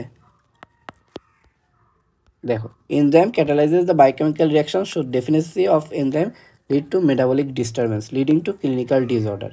ওকে, enzyme distribution show tissue specificity. Already আমরা দেখছি যে enzyme specificity, reaction specificity, substrate specificity, এগুলো আমরা অলরেডি দেখে আসছি। এটা হলো প্রিন্সিপাল এগুলোর। আচ্ছা, এনজাইমের অ্যাক্টিভিটি ইনহিবিট করা যায় ডিফারেন্ট মলিকুল দিয়ে, আবার এর অ্যাক্টিভিটিকে তুমি ইনক্রিজও করতে পারো ডিফারেন্ট মলিকুল দিয়ে। Enzyme can be produce commercially, ল্যাবরেটরিতে প্রডিউস করা হয় জেনেটিক ইঞ্জিনিয়ারিং বা বায়োমেডিক্যাল ইঞ্জিনিয়ারিং ব্যবহার করে। আর কিছু আছে প্লাজমা কন্টেন্ট, প্লাজমা কিছু, এই দেখো এইখানে একটা জিনিস বোঝার আছে, প্লাজমা কিছু এনজাইম কন্টেন্ট করে, সেগুলো হলো ফাংশনাল, কিছু তৈরি করে নন ফাংশনাল। ফাংশনাল কি, যেগুলো ধরো প্রতিনিয়ত ফাংশন করে যাচ্ছে আমাদের। কীভাবে ফাংশনাল হলো, ফাংশনাল এনজাইম মানে অল টাইমস প্লাজমায় থাকবে, সব সময় প্লাজমায় থাকবে। যেমন ধরো, আমাদের যে কোনো সময় তো হাত পা কেটে যেতে পারে, সাথে সাথে এই যে থ্রোম্বিন ক্লট ফর্মেশন করতে পারে, প্লাজমিন ক্লটটা লাইসিস করে দিতে পারে, লিপোপ্রোটিন মেটাবলিজম হবে, লিপোপ্রোটিন লাইপেসটা সেখানে কাজ করতে পারে, ফিজিওলজিক্যাল বিভিন্ন ফাংশন করে এই প্লাজমা এনজাইমগুলো। তাহলে প্লাজমা এনজাইমগুলো কী করবে, বিভিন্ন ফিজিওলজিক্যাল ফাংশনাল এনজাইম যেহেতু ফিজিওলজিক্যাল ফাংশন করবে। আর কিছু আছে নন ফাংশনাল প্লাজমা এনজাইম, তাদের প্লাজমায় তেমন কোনো কাজই নাই। ঠিক আছে, তারা খুবই লো কনসেন্ট্রেশনে থাকে, কিন্তু যদি ধরো আমাদের একটা এনজাইম লিভার থেকে রিলিজ হয়, সেটা হলো ALT, আরটা ধরো AST। আচ্ছা এএসটি, আরটা ধরো অ্যালকালাইন ফসফেটেস। এই এনজাইমগুলা ধরো নর্মালি আমাদের প্লাজমায় তেমন থাকে না, থাকলেও খুব কম পরিমাণে থাকে। এখন এইগুলা ধরো হঠাৎ করে বেড়ে গেছে, এইগুলা হঠাৎ করে বেড়ে যাওয়ার কারণ কি হইতে পারে? কারণ এই যেখান থেকে তৈরি হয় সেইখানে কোনো ঝামেলা, তার মানে লিভার থেকে তৈরি হয়, লিভারে কোনো ঝামেলা হয়েছে, লিভারে কোনো ক্লিনিক্যাল প্রবলেম ক্রিয়েট হয়েছে, তাহলে এই এনজাইমগুলো আমাদের ল্যাব ডায়াগনোসিস বা বিভিন্ন ক্ষেত্রে ডায়াগনোসিসে হেল্প করে। ঠিক আছে, এগুলো নর্মালি প্লাজমায় কোনো তেমন কাজ নেই, বিভিন্ন ডায়াগনোসিস আর প্রগনোসিসের ক্ষেত্রে এগুলো আমাদের দরকার হয়। আচ্ছা, ক্লিনিক্যাল ইম্পর্টেন্স, বিভিন্ন এনজাইমের ডেফিসিয়েন্সিতে বিভিন্ন ডিজিজ হয়, যেমন ল্যাকটোজ ইনটলারেন্স কখন হয়? ল্যাকটেজের ডেফিসিয়েন্সিতে। তারপরে অ্যানিমিয়া হচ্ছে কখন? গ্লুকোজ 6-ফসফেট ডিহাইড্রোজিনেস এনজাইম না থাকলে আমাদের অ্যানিমিয়া হইতেছে। আচ্ছা, আরও কিছু ডিজিজ আছে, মোস্টলি তোমরা প্রথম কয়েকটা পড়লেই হবে। তারপরে এই যে কে মাত্র বললাম alanine amino ট্রান্সফারেজেস, স্পার্টেট amino ট্রান্সফারেজেস, alkaline phosphatase, এইগুলা প্লাজমায় অনেক বেশি পরিমাণে বেড়ে গেছে। কখন বেড়ে যেতে পারে? লিভারে কোনো প্যাথোলজিক কজ হয়েছে, লিভারে কোনো কাহিনী হয়েছে, লিভারে কোনো সমস্যা হয়েছে, যেমন হার্টে কোনো সমস্যা হলে আমাদের এই যে creatine phosphokinase, lactate dehydrogenase, aspartate amino transferases, এগুলোর পরিমাণ অনেক বেশি বেড়ে যায়। আবার এই এনজাইমগুলো আবার প্রগনোসিস ইউজ, প্রগনোসিস মানে কি, ডিজিজটা কতটুকু ভালো হয়েছে না খারাপের দিকে যাচ্ছে, এইটা হল প্রগনোসিস। থেরাপিউটিক টুল হিসেবেও ব্যবহার করতে পারি, স্টেপটোকাইনেস, ইউরোকাইনেস, এগুলো ড্রাগ হিসেবেও ইউজ করা যেতে পারে। তারপরে এনজাইম ইনহিবিটর ইউজ করা যেতে পারে, যেমন ধরো পেপটিক আলসার ডিজিজ, কারোর আলসার হয়েছে, অমিপ্রাজল তুমি ইউজ করতে পারো, যেটা হলো তোমার এই যে প্যারাটাল সেলে হাইড্রোজেন এটিপিএস পাম্পকে বা প্রোটন পাম্পকে তোমার কি করবে? স্টপ করে দেবে, প্রোটন পাম্পকে তোমার ব্লক করে রাখবে। ওকে, গাউডের ক্ষেত্রে অ্যালোপুরিনাল দাও, জ্যান্থিন অক্সিডেসকে কি করবে? সে জ্যান্থিন অক্সিডেসকে সে ইনহিবিট করে রাখবে, ওই এনজাইমকে ইনহিবিট করে রাখবে, যার ফলে তোমার ওকে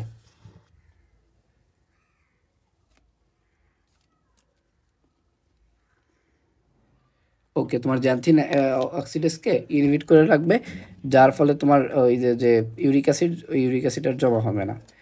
আচ্ছা, যেমন captopril, enalapril, lisinopril, AC inhibitor যেগুলা, সেগুলা কি করে? তোমার অ্যাঞ্জিওটেনসিন কনভার্টিং এনজাইম, এই এনজাইমকে ইনহিবিট করে রাখবে, তোমার হাইপার টেনশন বা ব্লাড ভলিউম বাড়তে দেবে না, বা তোমার হাইপার টেনশনকে আবার রিভার্সিবল করবে। ওকে, এভাবে বিভিন্ন ডায়াগনস্টিক ইউজে আমরা এনজাইম ব্যবহার করি। আচ্ছা, এবার আমাদের লাস্ট যে টপিকটা সেটা হলো আইসো এনজাইম।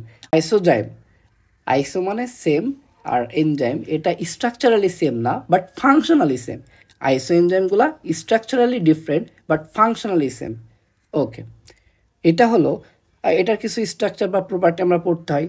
এটা অপটিমাম পিএইচ আর কেএম ভ্যালু বা মিকাইলিস কনস্ট্যান্ট আছে, এটা স্ট্রাকচারাল ইলেকট্রোফোরেটিক প্রপার্টি আছে, ইমিউনোলজিক্যাল প্রপার্টি আছে, তারপরে রিয়াকশন ক্যাটালাইজেশন প্রপার্টি আছে, রেট অফ রিয়াকশন ক্যাটালাইজ, তারপরে রিলেটিভ সাসেপ্টিবিলিটি টু ইনহিবিটর। এটার ইম্পর্টেন্স হলো এই আইসো এনজাইমগুলো ডিফারেন্ট স্পেসিফিক অর্গানের জন্য স্পেসিফিক কিছু আইসো এনজাইম আছে। এইগুলা যখন আমাদের প্লাজমায় বেড়ে যাবে বা কমে যাবে, সেটা ডিটেক্ট করে আমরা ওই স্পেসিফিক এনজাইমের প্যাথোলজিটা আমরা আইডেন্টিফাই করতে পারি। কমন আইসো এনজাইম তো দেখো এখানে ক্রিয়েটিন ফসফোকাইনেজ, এটা হলো কম্পোজিশন কিছু ব্রেন টিস্যুতে, এই যাও এইগুলা হলো পরীক্ষায় এটা আসে, এটা লিখতে হয় যে কমন আইসো এনজাইম আর টিস্যু ডিস্ট্রিবিউশন কম্পোজিশন। আইসো এনজাইম সিপিকে1, দেখো এই আইসো এনজাইমের কম্পোজিশনের মধ্যে মাসেল টাইপ আছে, ব্রেন টাইপ আছে। এই দেখো বিবি মানে ব্রেইন টাইপ, তার মানে সিপিকে1 থাকবে আমাদের ব্রেইনে। সিপিকে1 বা সিকে1 মানে ক্রিয়েটিন কাইনেস, সিপিকে মানে ক্রিয়েটিন ফসফোকাইনেস, দুইটাই একই কথা। ওকে, আর সিপিকে2 থাকে আমাদের হার্টে, এই যে এমবি টাইপ। আর সিপিকে3 এটা থাকে স্কেলিটাল মাসেলে, যেটা হলো এমএম টাইপ। ওকে, এটা ধরো কোনো কারণে এটা বেড়ে গেছে, সিপিকেটা বেড়ে গেছে, ঠিক আছে। সিপিকে ধরো আমরা কি বলবো, সিপিকে এমবিটা বেড়ে গেছে, তার মানে কি আমাদের হার্টে কোনো সমস্যা হয়েছে, হার্টে কোনো ঝামেলা হয়েছে, এমআই হইতে পারে, মাইকোডিয়াল ইনফাকশন হইতে পারে, ঠিক আছে। এরকম আমরা সিপিকে 2টা বেড়ে গেছে, তাহলে কি হার্টে হইতে পারে। সিপিকে 3 বেড়ে গেছে, স্কেলিটাল মাসেলে কোনো ঝামেলা হইতে পারে, হার্টে কোনো ঝামেলা হইতে পারে। ওকে, একই কথা প্রযোজ্য ল্যাকটেড ডিহাইড্রোজেনেজের ক্ষেত্রে। এটা হলো মাসেলে থাকে যেগুলো মাসেল টাইপ, হার্টে যেগুলো থাকে হার্ট টাইপ, এইচ টাইপ। দেখো ল্যাকটেট ডিহাইড্রোজেনাস অন থেকে 5 পর্যন্ত আছে।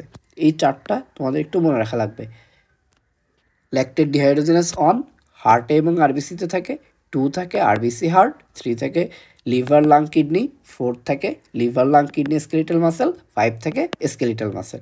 এই দেখো এইটা জাস্ট কী করবা, ফার্স্টে 4টা ইস তো লিখছো, 4টা ইস লেখার পরে জাস্ট একটা একটা করে এম বাড়াবা। 4টা ইস মানে হার্ট টাইপ, 3টা ইস এম হার্ট আর আরবিসি টাইপ, 2টা ইচ 2টা M liver lung kidney type, 1টা ইস 3টা M liver lung kidney skeletal muscle type, 3টা এম স্কেলিটাল মাসেল টাইপ।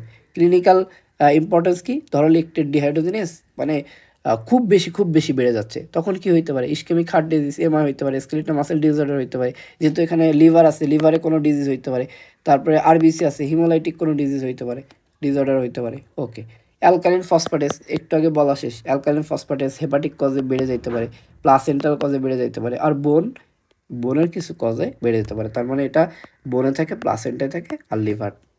ওকে, এই কয়েক জায়গা থেকে তৈরি হয় আর প্লাজমায় থাকে। আচ্ছা, এইচএমজি কোয়ে সিনথেস, এটা অলরেডি বলছি, এটা হলো কি করে, কোলেস্ট্রল সিনথেসিস করে। ধরো আচ্ছা, যেটা বলতে আসছিলাম, এটা হলো থাকে কোথায়, কোলেস্ট্রল সিনথেসিস করে, used for synthesis of ketone body and cholesterol. So there are two type of HMG for HMG CoA synthase, mitochondrial আর একটা হলো সাইটোপ্লাজমিক।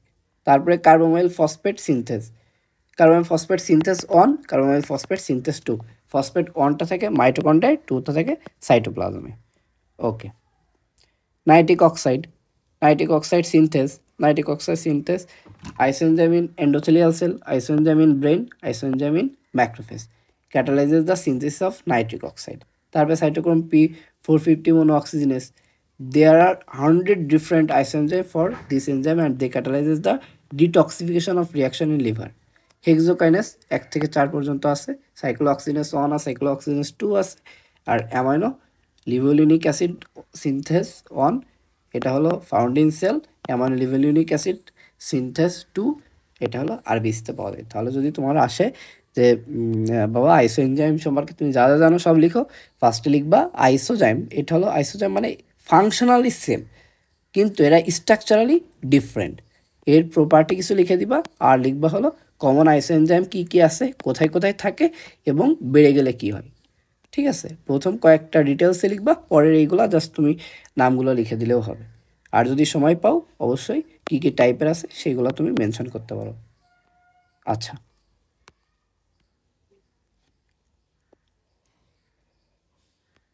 এরপরে দেখি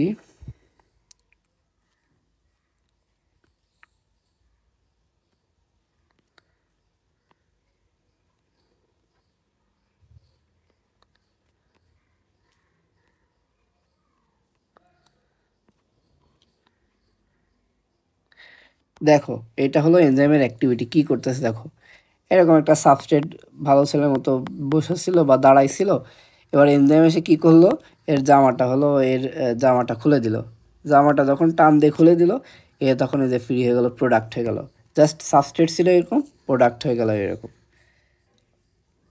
এই লিপিড কোটের ছবিগুলো দেখবে, ছবিগুলো খুব ইন্টারেস্টিং, খুব মানে বুঝতে সুবিধা হয়।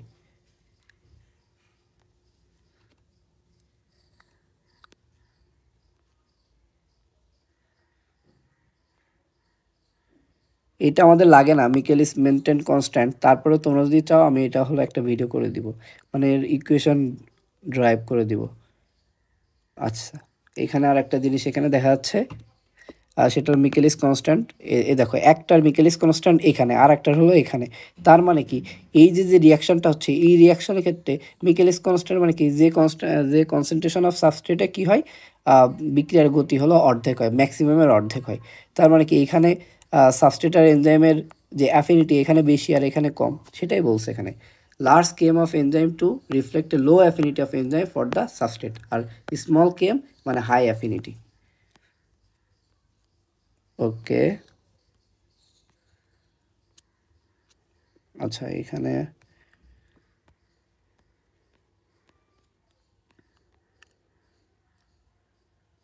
এ দেখো কম্পিটিটিভ ইনহিবিশন আর নন কম্পিটিটিভ, কম্পিটিটিভে কী হয় সাবস্ট্রেট, আর এটা হলো ইনহিবিটর। ইনহিবিটরটা এখানে বাইন্ড করলে সাবস্ট্রেট আর বাইন্ড করতে পারতেছে না। এখন যদি সাবস্ট্রেটের কনসেন্ট্রেশন তুমি অনেক বেশি বাড়াই দাও, সাবস্ট্রেটের কনসেন্ট্রেশন অনেক বেশি বাড়াই দাও, তখন কী হবে, এটা এখান থেকে সরে যাবে, সাবস্ট্রেট এসে বসতে পারবে। আর নন কম্পিটিটিভে কি, অ্যাক্টিভ সাইড বাদ দিয়ে অন্য একটা সাইডে ইনহিবিটরটা বসে গেল, বসে যাওয়ার পরে সে অ্যাক্টিভ সাইডকে ব্লক করে দিবে। সে কী করবে, অ্যাক্টিভ সাইডকে ব্লক করে দিবে। এটা কীভাবে রিভার্স করা যায়, এটাকে ডাইলেশন করতে হবে কমপ্লেক্স ইনহিবিটরকে। আর আরেকটা আছে রিভার্সিবল, তখনও কি হয়, এই অ্যালোস্টেরিক সাইটে বাইন্ড করে এটাকে অফ করে দেয়, কিন্তু এটা রিভার্স করা যায় না।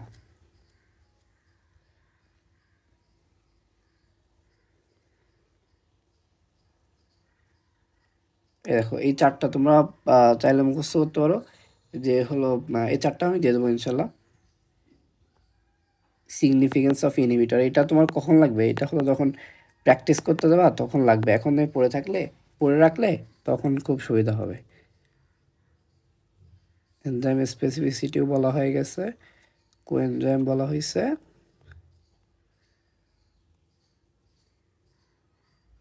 ধরো এই যে সাবস্ট্রেট, কীভাবে মেকানিজম অফ অ্যাকশন হয়, ধরো এই যে সাবস্ট্রেট, এখন প্রোডাক্ট কী হলো, এখানে এখানে ভেঙে গেল, ভেঙে যে তিনটা জিনিস তিন দিকে চলে গেল, এই হয়ে গেল প্রোডাক্ট। জাস্ট এই জিনিসটাই হয় মেকানিজম অফ অ্যাকশনে।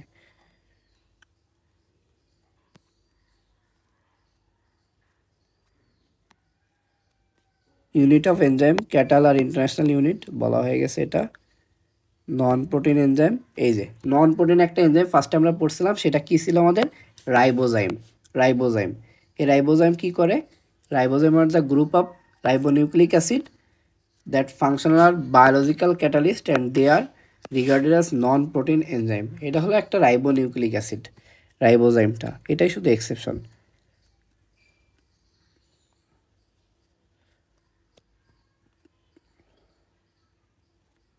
আচ্ছা, এখানে কি কি আছে আর,